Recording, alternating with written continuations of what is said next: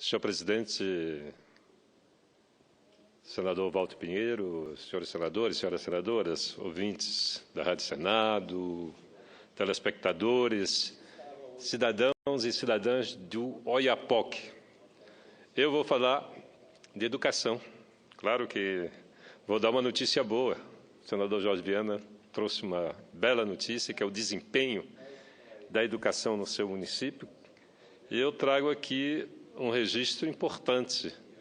Nessa sexta-feira, acompanhado da reitora Eliana Superti, estarei no Oiapoque para inaugurar um bloco da Universidade Federal do Amapá que vai abrigar os laboratórios da universidade, os gabinetes dos professores e dos pesquisadores. Vamos inaugurar na sexta, às 18 horas, esse prédio que foi construído com emenda do nosso mandato.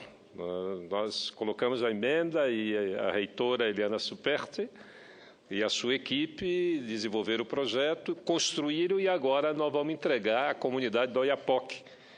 Da mesma maneira que nós estamos indo ao Oiapoque para essa inauguração, que é um motivo de alegria para todos nós, porque o município de Oiapoque faz fronteira com a região, com o departamento francês da Guiana, são 600 quilômetros de fronteira com a França, de fronteira com a União Europeia. E nós trabalhamos nos últimos 20 anos para estabelecer uma cooperação com as duas comunidades, já que tanto os guianenses como os moradores do nosso estado, principalmente do Oiapoque, vivem situações de grandes dificuldades e nada melhor do que cooperar para vencer essas dificuldades. Nós também esperamos com grande ansiedade a inauguração da ponte sobre o rio Oiapoque. Para isso, esta Casa, o Parlamento, o Congresso Nacional, a Câmara e o Senado já aprovaram os últimos 3 acordos que faltavam para que a gente possa, então, inaugurar a ponte que está construída e pronta desde 2011, que, na verdade, é uma situação vergonhosa para nós brasileiros. Enquanto o lado francês honrou todos os acordos e compromissos assinados na cooperação conosco, o lado brasileiro conclui a ponte, mas não conclui a estrutura que falta para inaugurá-la. É uma situação de vexame que a gente tem uma ponte construída que liga 2 povos e não possa fazer uso delas. O Congresso dependia da aprovação de 3 acordos. O primeiro dele versa sobre transporte rodoviário de passageiros e carga entre os 2 países. O segundo é a cooperação mútua de socorro emergencial em caso de catástrofes naturais e tragédias ligadas às atividades humanas. E o terceiro, e muito importante, é a adoção de um regime especial transfronteiriço de bens de subsistência entre Oiapoque e São Jorge de l'Oyapock, que é o lado da Guiana Francesa, que vai permitir uma pequena área de livre comércio ali na fronteira, evidentemente, com a desvalorização do real, vai estimular e muito o comércio na cidade do Oiapoque.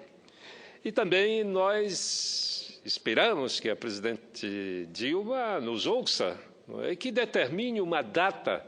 Eu sugiro aqui o mês de março, no máximo abril, para que a gente possa inaugurar essa ponte e a gente, enfim, deixe de passar esse vexame diante das autoridades francesas que tomaram todas as providências e só aguardam a posição do governo brasileiro. É verdade que nós vamos precisar instalar ali a infraestrutura não apenas física, mas também de pessoal necessária a esse atendimento.